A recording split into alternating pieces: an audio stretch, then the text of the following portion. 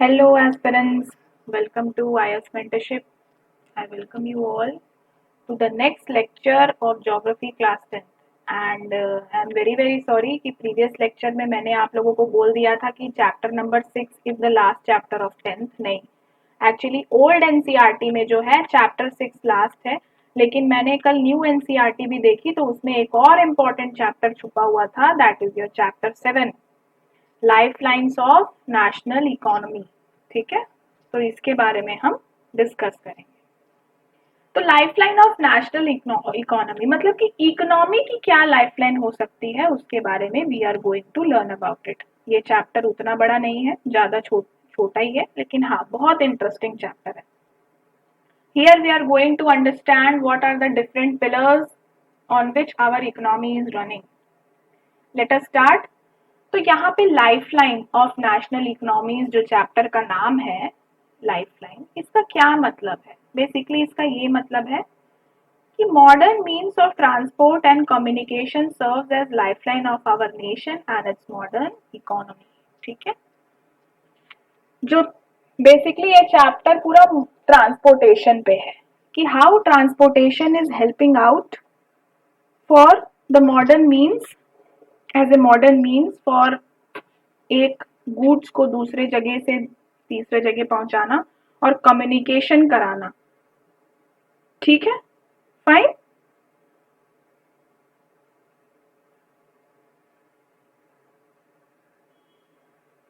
One second, my pen got stuck.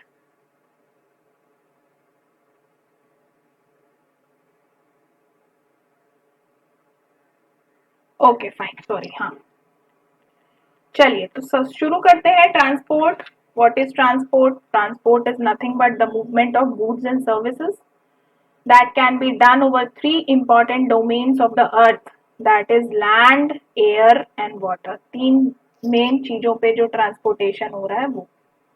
Based on these, transport can also be classified into land, water and air transport। अब चलिए उसके बारे में जो है हम further discuss करते हैं।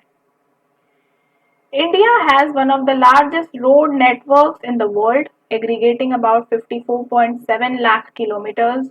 The growing importance of the road transport over rail is mentioned below। India जो है one of the largest road networks का हब है। ठीक है, तो आप तो जानते ही होंगे कि क्यों इतना ज्यादा रोड ट्रांसपोर्टेशन है ना? क्योंकि इट इज फीजिबल। कितना है भाई? 54.7 लाख किलोमीटर इंडिया का है। The construction cost of road is much lower than any of the railway lines, इसलिए अभी सबसे पहला point.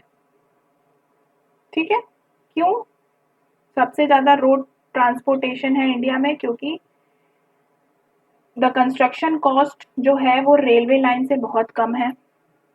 Roads can cover more geographical harder locations that can not be done by railways.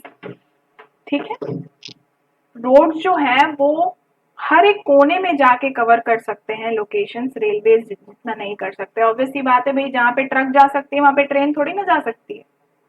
The roads can negotiate higher gradients of slopes and can easily wield in traverse mountains such as the Himalayas। Okay? समझ में आ रहा है? I don't know what's happening with my pen। Yeah।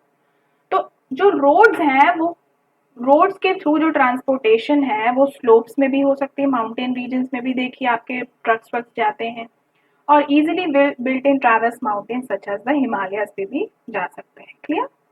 Road transport is economical, obviously economical भी है, cheap भी है। Understood what I mean to say? This is the thing. Next coming, it also provides door to door services. Door to door services भी provide करते हैं ये। Road transport जो है लिंक बनाते हैं रेलवे स्टेशन, एयर और सी पोर्ट्स का। ऑब्वियसली मैं रेलवे से एयरपोर्ट जाना है रोड, रोड से सी पोर्ट जाना है road. In India roads are classified in the following 6 classes according to their capacity.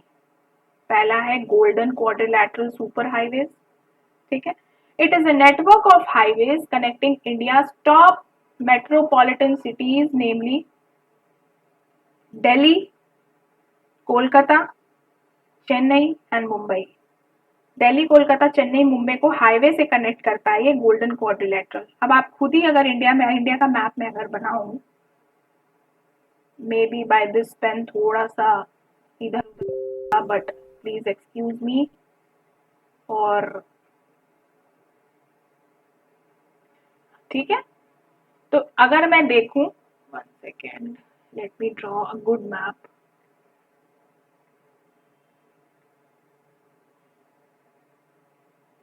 Kind of ठीक है। हाँ, तो दिल्ली कोलकाता चेन्नई, यहां मान लो, और मुंबई, ये एक क्वाड्रिलेटरल बन रहा है guys.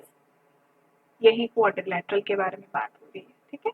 These highway projects are being implemented by National Highway Authority of India. कौन है implementing agency? NHAI. Fine. National highways. These are networks of trunk roads that are laid and maintained by the Central Public Works Department. The historical Sher Shah Suri mark called National Highway 1 is between Delhi and Amritsar.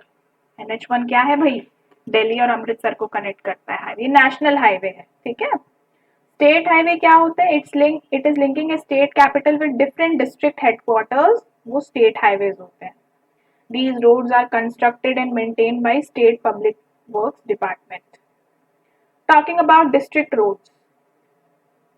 These roads connect district headquarters with other places in districts. These roads are maintained by Zilla Parishad, the highest body of our district. Other roads. Rural roads which link rural areas and villages with towns are classified under this category. These roads receive special impetus under Pradhan Mantri Gramin Sadak Yojana PMGSY. ठीक है। Border roads क्या होते हैं? Bordering areas पे, India के जितने भी bordering countries हैं, ये जो मैंने मैप बनाया, जितने भी बॉर्डरिंग है, यहाँ पे आपका बांग्लादेश, फिर म्यांमार, फिर चाइना, भूटान, नेपाल, पाकिस्तान, अफगानिस्तान, जो भी रोड्स हैं वो बॉर्डर रोड्स हैं। तो ये बीआरओ द्वारा बॉर्डर रोड्स ऑर्गेनाइजेशन देखती है। द बीआरओ, दिस ऑर्गेनाइजेशन 1960 में बनी थी। It caters the development of roads of strategic importance in north and north eastern borders, ठीक है। अब रोड्स जो है क्लासिफाई हो सकते हैं basis of the type of material used for their construction. पहला मेटल रोड्स, दूसरा unmetal roads. Metal roads may be made of cement, concrete, even bitumen और coal. These are all weather roads. ये metal roads होते हैं, अच्छे roads होते हैं cement वगैरह के। अनमेटल रोड्स, नॉर्मल रोड्स जो बने हुए हैं without any effort, without any proper material, जो रेनी सीजन में खराब भी हो जाते हैं।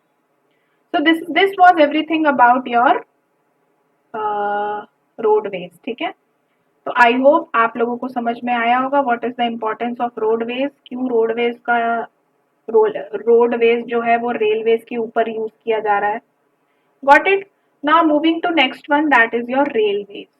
दे are principal mode of transportation for carrying huge loads and bulky goods for long and short distances in India. अब देखो, जितना मात्रा में ट्रेन मालगाड़ी लेके जाती है आपकी गुड्स ट्रेन, उतने मात्रा में ट्रक्स नहीं लेके जा पाएंगी। That is why it is also very important and this has become a very important for India's economy. However, rail transport suffers from certain problems as well, which is mentioned below. पहला, construction of bridges is required along rivers, wide beds for laying down the railway lines. Bridges, ठीक है, के वजह से जो है बहुत सारे problems हो रहे हैं। Hilly terrains, peninsular region में railway tracks are laid down through low hills, gaps और tunnels. Hilly terrains में भी रेल बिछाना वो हो जाता है थोड़ा मुश्किल। हिमालयन माउंटेन रीजन भी अनफेवरेबल कंडीशन है रेलवे लाइंस के लिए, क्योंकि हाई एलिवेशन पॉइंट्स होते हैं, पॉपुलेशन बिखरी हुई होती है and there is very lack of opportunity. और सैंडी प्लेन में तो रेलवे लाइन बिछाना ही बहुत मुश्किल काम होता है, रेती में, है ना। So this is about railways. Now coming to our IAS mentorship programme. Pause करिए स्क्रीन को, सारे पर्क्स को देखिए। It is a very good program for you all who want to target next year's prelims examination, mains examination or interview.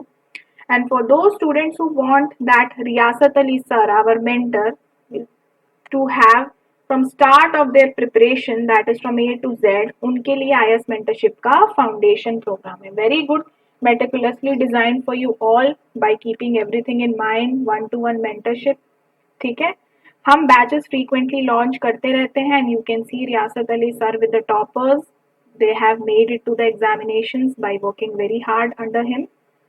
तो अगर आपको latest batch that is your अगस्त batch के बारे में ज्वाइन करना है तो kindly give a call on this number and your queries will be resolved. Fine.